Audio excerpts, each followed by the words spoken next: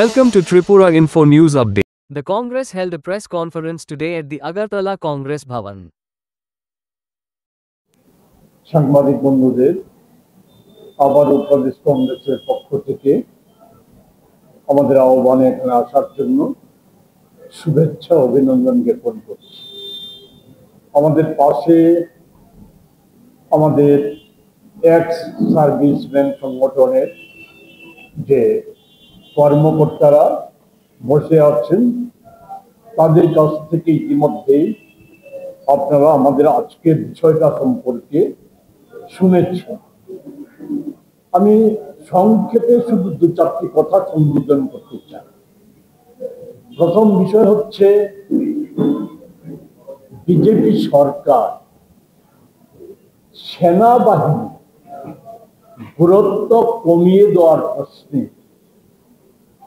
তারা একটা চমকপ্রদ নাম দিয়ে অগ্নিবীর প্রকল্প চালু করেছে, যার বিরোধিতা গোটা দেশ ব্যাপী কি সেনাবাহিনী কি অসামরিক লোকজন সকলেই করেছে। সকলেই জানি, খুব বিস্তৃত না বললে পরেও, জীবনকে বাজি রেখে দেশপ্রেমে উদ্বুদ্ধ হয়ে এক একজন যুবক সেনাবাহিনীতে যোগ দেয়। এক সেকেন্ডের জন্য জীবনের নিশ্চয়তা নেই তাদের চাকরির নিরাপত্তা এটা লঙ্ঘিত হয়েছে। সুযোগ সুবিধা যেগুলি বাড়ানোর কথা সেগুলি লঙ্ঘন করেছে। এটা এই সময়, এই পেহেলগাম পরবর্তী সময়ে গোটা দেশ, জাতীয় কংগ্রেস সহ সকলে এক কাট্টা হয়ে প্রধানমন্ত্রীকে দায়িত্ব দেওয়া হয়েছিল, প্রধানমন্ত্রীর পাশে দাঁড়িয়েছিল। একযোগে সবাই বলেছে, নানা প্রশ্ন আছে পেহেলগামে নিরাপত্তার ত্রুটি, নরেন্দ্র মোদীজিকে আগে জানানো সত্ত্বেও এটা যথাস্থানে কমিউনিকেটেড না করা, এগুলি নানা প্রশ্ন ছিল। তারপরেও ছিল পেহেলগামের হত্যালীলা সংগঠিতকারী এবং তার পেছনে যারা আছে মদতদাতা, তাদেরকে উচিত শিক্ষা দেওয়ার জন্য সমস্ত ক্ষমতা সমস্ত ক্ষমতা ব্যবহার করার প্রশ্নে নরেন্দ্র মোদীর পাশে দাঁড়িয়েছে। আমরা কি দেখলাম, নরেন্দ্র মোদীজি এই সমস্ত ক্ষেত্রে বিরোধীদের যে এই একাত্মবোধ, এই ক্ষেত্রগুলিকে উনি উপেক্ষা করে উনি পেহেলগাম পরবর্তী সময় থেকে নির্বাচনী ভয়, ওনার দলের নির্বাচনী ভয়টা তোলার জন্য উনি যেমন এটাকে ব্যবহার করার চেষ্টা করেছেন। এদের দলের অধিকাংশই, বিশেষ করে তাদের আইটি সেল যেগুলি বলেছে সেগুলি বলে আমি সময় নষ্ট করতে চাই না। আমি শুধু এটা বলতে চাই, যুদ্ধের গতি প্রকৃতি আমাদের সেনাবাহিনী যখন সম্পূর্ণ নিয়ন্ত্রণে এনে একটার পর একটা লক্ষ্যের সাফল্য অর্জন করছিল, তখন দেশে নানা অপপ্রচার, এগুলি সম্পর্কে সেনাবাহিনীর বক্তব্য আমি সংক্ষেপে তুলে দেব, যে আজও যেটা দেশের মানুষের কাছে পরিষ্কার হয়নি, সেনাবাহিনী যখন চূড়ান্ত সাফল্যের দিকে এগিয়ে যাচ্ছিল, সেই সময়ে হঠাৎ কি এমন কারণ ঘটল যে ট্রাম্প আমেরিকা থেকে ঘোষণা করে দিল যে দুই দেশ যুদ্ধ বিরতিতে রাজি হয়ে গেছে। যাক, সে প্রশ্ন আজকে বিস্তারিত যেতে চাই না। যেটা বলতে চাই যে এর পরবর্তী সময় থেকে যারা সকাল পর্যন্ত প্রচার করেছিল যে আমরা আলোচনার মাধ্যমে পাকিস্তানের সাথে সমস্যার সমাধানের পক্ষে না, এটা বেকার আলোচনা, এটা ইউপিএ সরকার মনমোহন সিং করে এটা সময় নষ্ট করেছিল, আমরা সেই সময় নষ্ট করতে চাই না, এরাই বিকেল থেকে মোদি বন্দনায় নেমে পড়ল। যেন মোদি পাকিস্তানকে যতটুকু শিক্ষা দেওয়া হয়েছে এটা মোদি করেছেন, তার সাফল্য সবটাই মোদিজি। সেনাবাহিনীর বিষয়টাকে ম্লান করে দেওয়ার একটা প্রচেষ্টা, একটা প্রচার সারা দেশব্যাপী শুরু হলো। এটা এটা শুরুতে এরা কতটা নিচে নেমে গেছে। যেমন যুদ্ধ চলাকালীন সময়ে আমি যেটা বলবো সেটা হচ্ছে সেনাবাহিনী, আমাদের বিদেশ সচিব এবং আমাদের সেনাবাহিনীর যে দুজন এই যুদ্ধে সেনাবাহিনীর মুখ হয়ে দাঁড়িয়েছিল আমাদের ম্যাডাম সুফিয়া কুরেশি এবং ভূমিকা সিনহা মুখ হয়ে দাঁড়িয়েছে ওনাদেরকে নিয়ে সাংবাদিক সম্মেলনগুলি। তাদের পক্ষ থেকে যে বক্তব্যটা রাখা হয়েছিল, যে আমি সবটা বিষয় আমি তুলে ধরতে চাই না, তবে স্পষ্টভাবেই ওরা উল্লেখ করেছিল পেহেলগামে হামলার উদ্দেশ্যই ছিল কাশ্মীরে পর্যটক আসা বন্ধ করে দেওয়া। হামলার ধরনে এটাও স্পষ্ট, কাশ্মীর সহ সারা দেশে সাম্প্রদায়িক দাঙ্গা বাঁধানোটাই ছিল লক্ষ্য। ধর্মের জন্য হত্যাকাণ্ড, এই প্রচারকে নস্যাৎ করে সেনা অফিসাররা জানায় ভারতীয় সেনাবাহিনী সন্ত্রাসবাদকে ধর্মের নজরে দেখে না।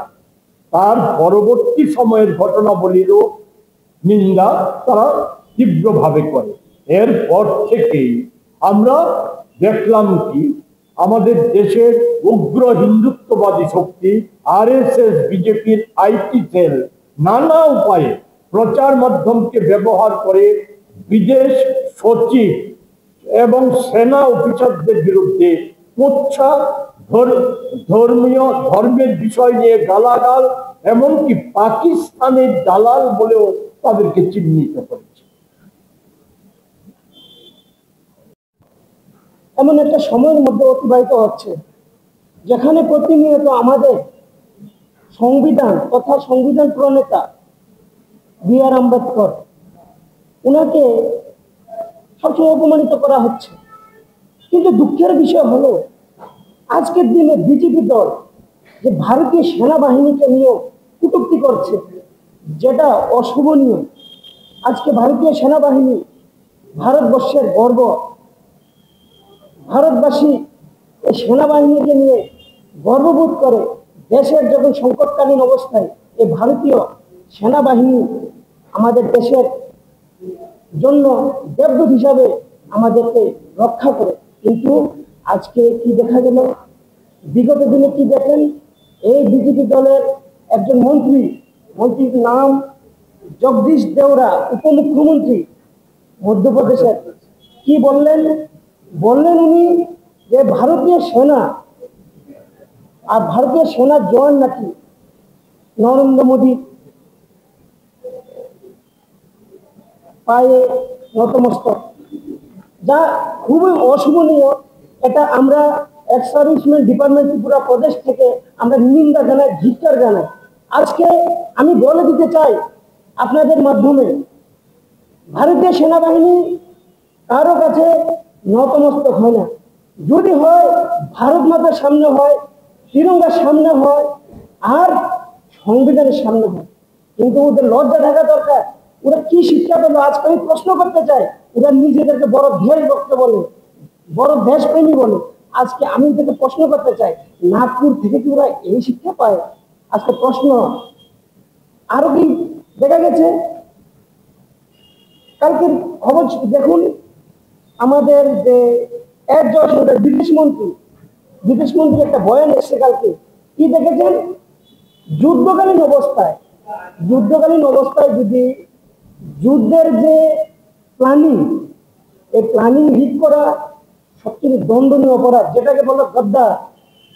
এটা উনি জয়শঙ্করজি বলেছেন কি, উনি যুদ্ধের আগে পাকিস্তানি সেনাকে বলে দিয়েছেন যে আমরা অ্যাটাক করবো, আমরা সেনাকে অ্যাটাক করবো না, আমরা উগ্রপন্থী ঘাঁটিকে অ্যাটাক করবো। আপনারা জানেন যে পাকিস্তানি সেনা কি উগ্রপন্থীর মদতদাতা, এটা সবাই জানে। তো জন্ম থেকে ওরা এই কাজ করে আসছে। কিন্তু এই যে কাজটা হলো, যে জয়শঙ্করজি বললো যে ওনার মুখ থেকে উনি বলেছে কি যে পাকিস্তানি সেনার কথা ইনফর্ম করা হলো। এটা কি, এটা মানে যুদ্ধের যে পরিকল্পনা, যে স্ট্র্যাটেজিটা লিড করা হলো না, এটা কি গদ্দারি হলো না? আমি প্রশ্ন রাখতে চাই। আর ভারতবর্ষের যে ভারতীয় আর্মি পরাক্রম সহ্য বীর্যের উপর কারোর যাতে ডাউট না হয়। ভারতীয় সেনাকে নিয়ে কোনো সময় রাজনীতি করা উচিত নয়, ধর্মীয় করা উচিত নয়। আমাদের কিছুদিন আগে দেখা গেছে যে কর্নেল সুবিয়া করেছি যে আমাদের ইন্ডিয়ান আর্মি কোর অফ সিগন্যালসের যে লেডি অফিসার ওনাকে নিয়ে মন্তব্য করেছেন বিজয় শাহ, মধ্যপ্রদেশের একজন মন্ত্রী। এটা খুব নিন্দনীয়। আমার অনেক সময় আমি ভাবি যে ওরা আসলে মানসিক বিকারগ্রস্ত নাকি। যে সেনাবাহিনীকে মানুষ শিরস্থানে জায়গা দেয় আর ওদেরকে নিয়ে আজকে কি মন্তব্য করে, এটার জবাব মানুষ দেবে। আজকে 2025 আর ওই সময় ছিল 1971 সালে কি করেছেন তৎকালীন প্রধানমন্ত্রী ইন্দিরা গান্ধীজি? পাকিস্তানকে 2 টুকরো করে দিয়েছেন। তখনকার আর্মি ছিল, তখনকার প্রধানমন্ত্রী ছিল, এখনো প্রধানমন্ত্রী আছে, এখনো আর্মি আছে। কি করেছে? মানুষের প্রত্যাশা ছিল যে আজকে ভারতীয় সেনা সব কিছুতে প্রযুক্তিতে অ্যাডভান্স, বিশ্বের মধ্যে যে শক্তিধর রাষ্ট্রগুলির মধ্যে আমাদের সেনাকে সামিল করে। কিন্তু কি হলো? মানুষের প্রত্যাশার উপর স্ট্যান্ড হতে পারেনি মোদী সরকার। তাই মানুষ সঠিক সময় সঠিক জবাব দেবে। এগুলি করা থেকে বিরত থাকুন, নয়তো আমরা এক্সকার্ডিশন ডিপার্টমেন্ট ত্রিপুরার মধ্যে বৃহত্তর আন্দোলনে যাব। ধন্যবাদ।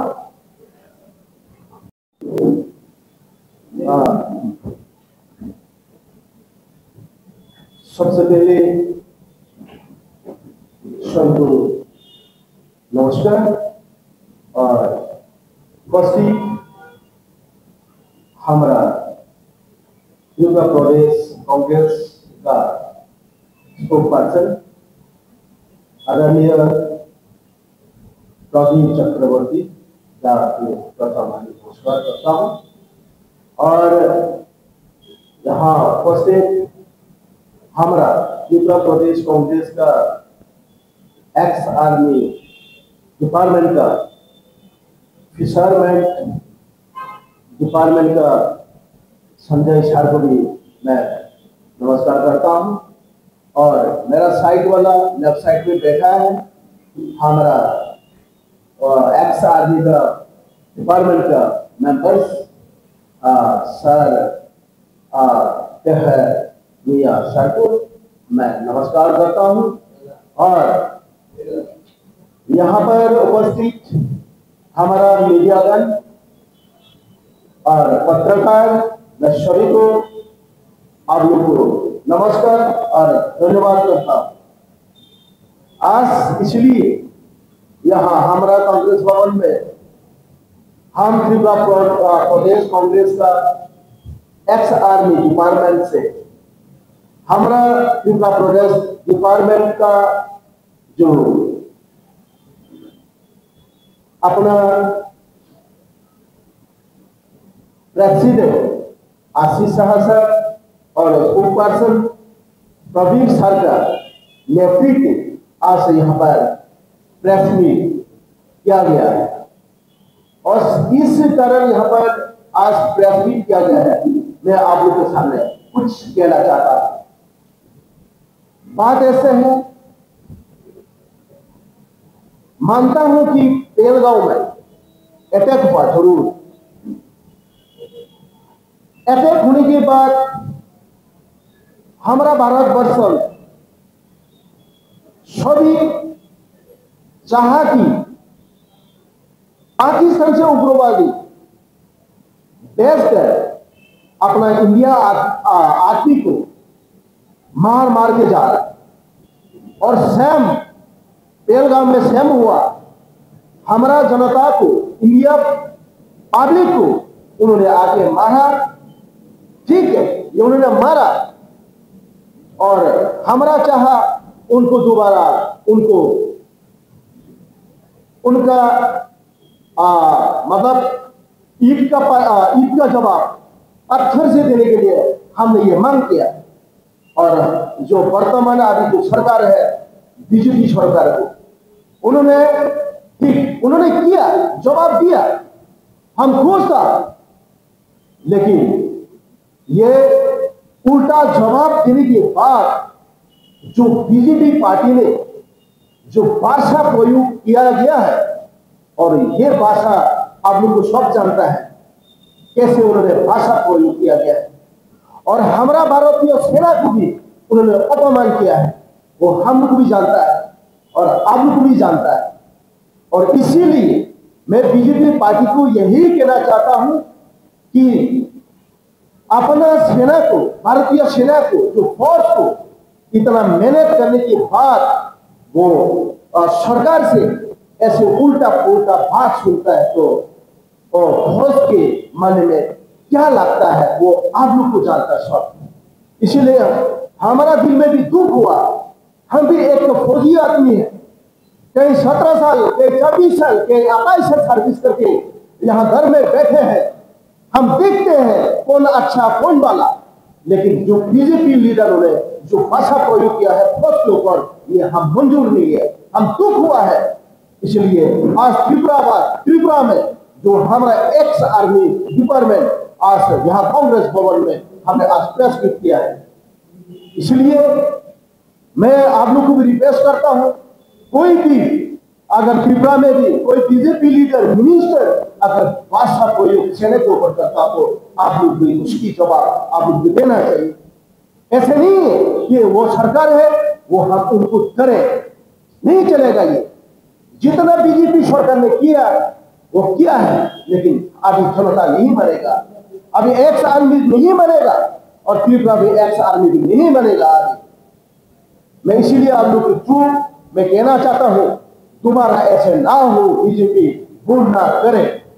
धन्यवाद। और हमारा साथ अभी बैठे हैं और हमारा फिशरमैन डिपार्टमेंट का हमारा संजय सर वो कुछ बोलेंगे।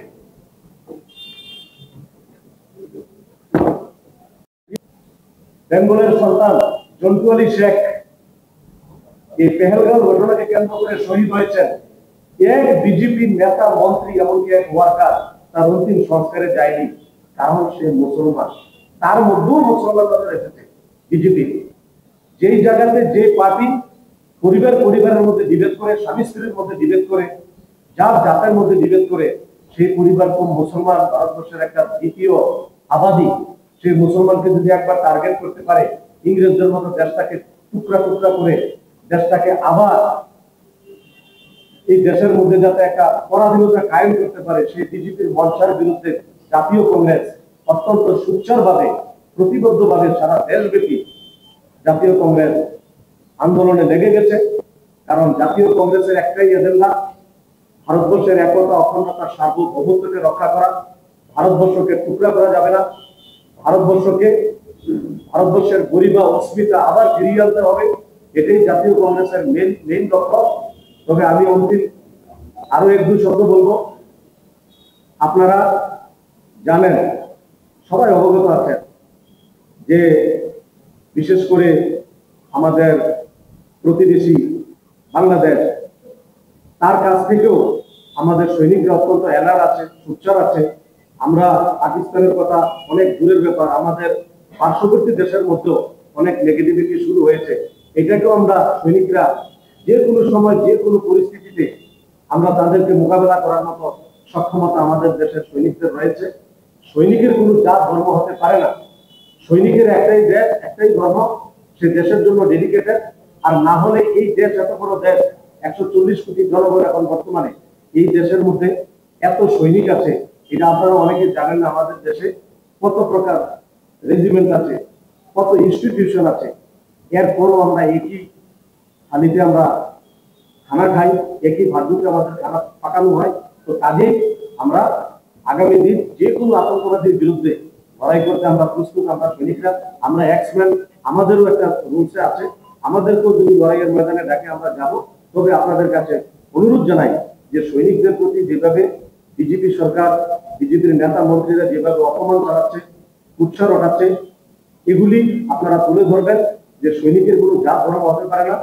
আর পাশাপাশি পেহেলগাঁওতে যে সমস্ত আমাদের আম নাগরিক তাদেরকে মারা হয়েছে, হত্যা করা হয়েছে, ওইখানেও কারণ এক মা তার সন্তানকে হারিয়েছে, এক বোন তার ভাইকে হারিয়েছে, এক বোন তার স্বামীকে হারিয়েছে। তো কাজেই তাদের আত্মার সদ্গতিও কামনা করি। আগামী দিন ভারতবর্ষ একদম মজবুত আছে সমস্ত কিছু জবাব দেওয়ার, কিন্তু দেখা গেল যুদ্ধ সুন্দরভাবে চলছিল, কিন্তু ডোনাল্ড ট্রাম্পের চাপে নরেন্দ্র মোদী সেই যুদ্ধবিরতিতে সাড়া দিয়ে ডোনাল্ড ট্রাম্পের পক্ষ নিয়েছে। আজকে পাকিস্তান যখন ভুট্টা লাগানোর সময় এসে গেছে, ঠিক সেই সময় নরেন্দ্র মোদী সেই যুদ্ধ থেকে বিরতি ঘোষণা করেছে। এই সুযোগ ছিল পিওকে ভারতবর্ষের কবজায় আনা, কিন্তু নরেন্দ্র মোদীর এই দুর্বল নেতৃত্ব ভারতবর্ষকে শর্মিন্দা করেছে, ভারতবর্ষকে লজ্জিত করেছে। কাজেই আমি আর আমার শব্দকে আগে বাড়াবো না। জয় Hind. Subscribe to Tripura Info and press the bell icon so that you never miss any latest updates and news on Tripura.